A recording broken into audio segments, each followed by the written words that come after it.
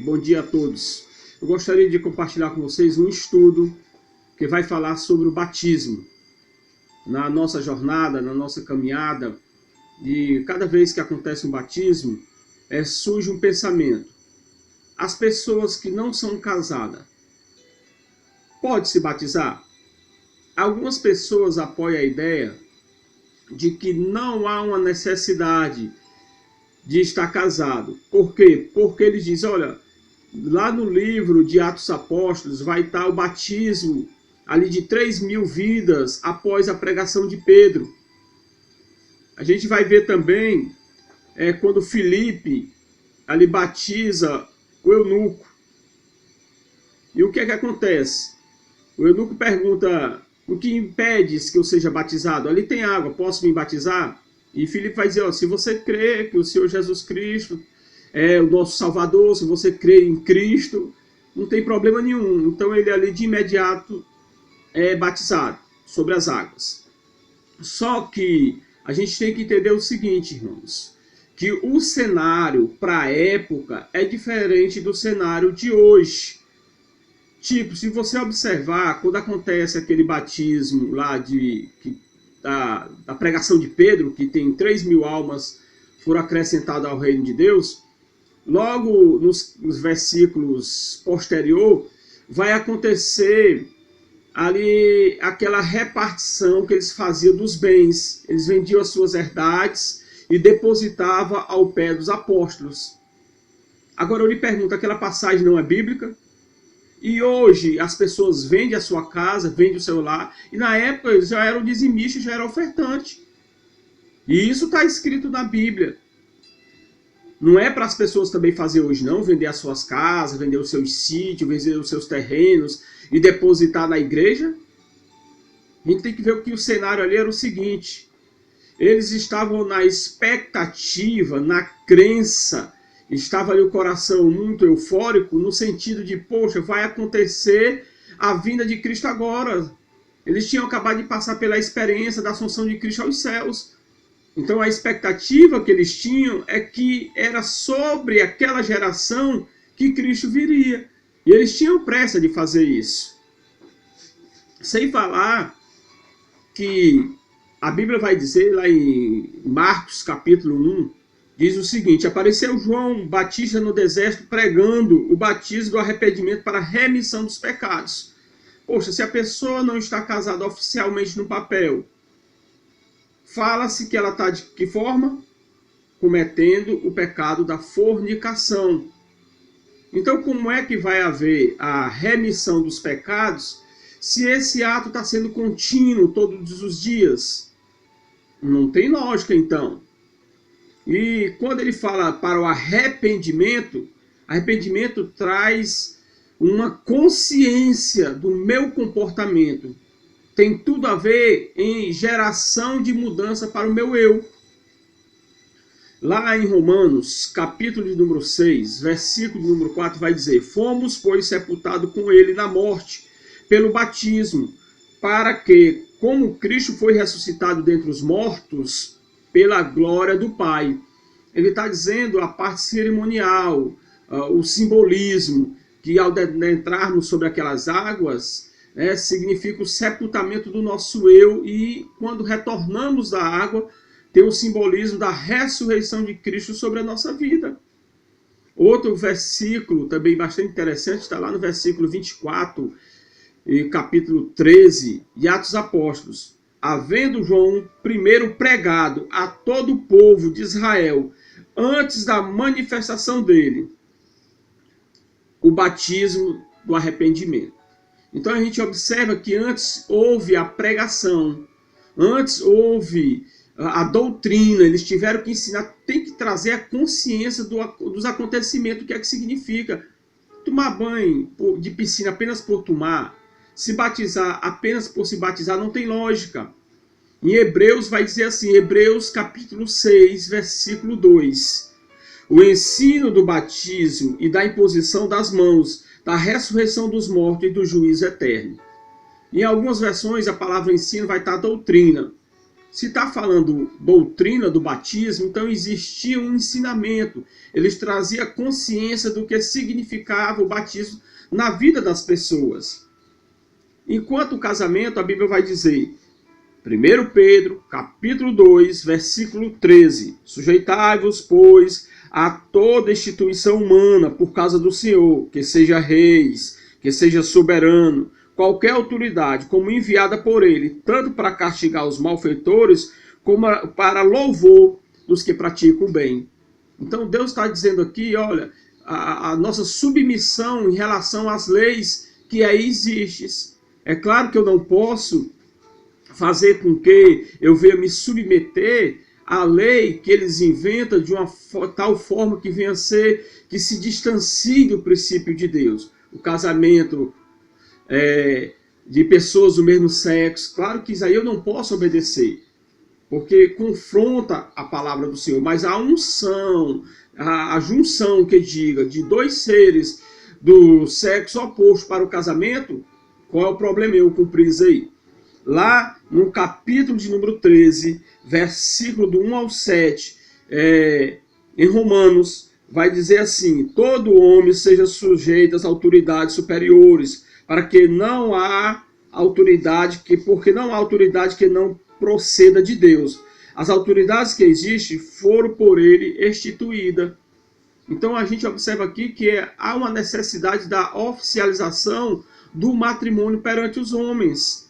Até bem porque o batismo ele nada é mais do que uma confissão pública. E as pessoas dizem, olha, mas o batismo ali foi rápido, foi ligeiro, não havia, bastava eles aceitar, bastava crer. Como no livro de Marcos ainda, capítulo número 16, que vai dizer, e disse-lhe Jesus, ide por todo mundo, pregai o evangelho a toda criatura, quem crê e for batizado será salvo. Quem, porém, não crê será condenado. Então havia a pregação do evangelho, a necessidade da pessoa crer, e essa crença, poxa, se você for perguntar a quase todos, a maioria das pessoas, se for fazer uma enquete, elas vão dizer que ela crê em Deus, um percentual muito grande. Mas a fé não é uma fé abstrata, sem sentido. A Bíblia vai dizer que é virada, voltada para o autor e consumador da fé, que é o Senhor Jesus Cristo. Essa fé tem que ser voltada. Então, se eu creio no Senhor Jesus Cristo, vai haver em mim o fruto do arrependimento. Eu tenho que esperar, eu tenho que ensinar, eu tenho que doutrinar, eu tenho que ver o comportamento da pessoa, os frutos da pessoa. Tem que ter uma preparação. Há uma necessidade. Não, irmão, mas você tem que ver, aí de novo bate na tecla informando em relação de como era o batismo da época. Irmãos, foi necessário a igreja, com o passar do tempo, colocar algumas coisas para organizar. A igreja ela é um organismo vivo. Então havia uma necessidade de colocar algumas coisas para ficar organizado. Porque muitas pessoas se bitolam muito. Eu sei que a Bíblia é a nossa regra de fé. Então por que todo mundo hoje não vende aí as suas herdades, não vende aí o seu sítio, não vende a sua casa e entrega para a igreja? Já que também, naquele período ali da pregação de Pedro, que 3.000 almas renderam a Jesus, eles faziam isso, a comunidade de bens. Eles não estavam preocupados ali com os bens material. Eles se desprendiam disso, eles eram dizimistas, eram ofertantes e estavam fazendo algo além. E isso é bíblico. E há uma necessidade de fazermos isso? Claro que não, irmãos. Agora, com o tempo, houve uma necessidade de colocar uma liturgia nos cultos. Você quer ver bem isso? Eu lhe pergunto, os cultos e campanhas que acontecem hoje nas igrejas, é bíblico? Não tinha esse tipo de liturgia. A doutrina, culto evangelístico, congresso, cruzadas, papel de dízimo, isso tudo não existia naquela época. Mas é importante que se coloque nos dias de hoje. Com o passar do tempo, eles foram vendo que Jesus Cristo não estava chegando para aquela geração. Então, se você for estudar sobre diversos pais da igreja, Jerônimo, se você for estudar sobre Calvino e muitos outros, você vai ver que eles começaram a fazer a organização da igreja.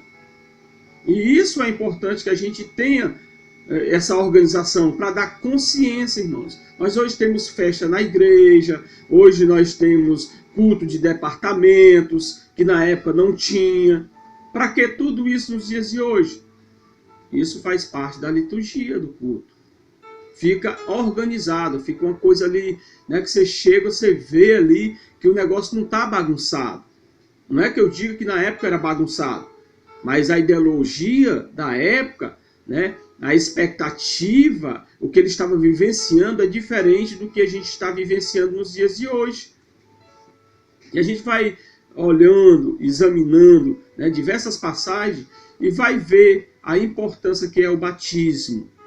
É muito importante. Então é importante também que aquela pessoa que vai descer sobre as águas, ela tenha consciência da morte de Cristo, da ressurreição de Cristo. Você quer ver? O que está muito ligado ao batismo é a Santa Ceia. Se a gente for olhar na Bíblia, irmãos, a Santa Ceia lá acontece e ela não me dá algumas coisas que deixem transparecer que havia uma necessidade de ser batizado.